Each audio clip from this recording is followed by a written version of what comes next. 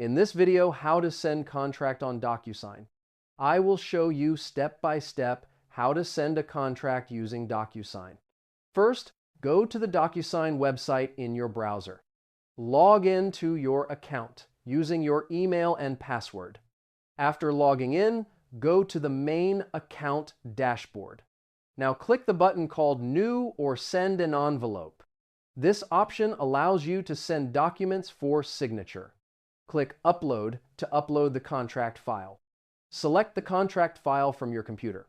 Docusign supports PDF, Word, and other file formats. After selecting the file, click Open to upload the document. Now add the contract recipients. Enter the email address of the person who needs to sign. You can also add the recipient's name. Make sure the recipient role is set to Needs to Sign. After that, click Next to continue. Now you need to add signature fields to the document. Drag the signature field to the place where the person should sign.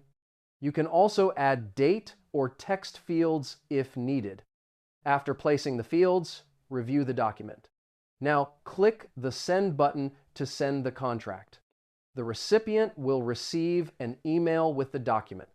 They can open the document and sign it online. You can track the signature status from the Docusign dashboard.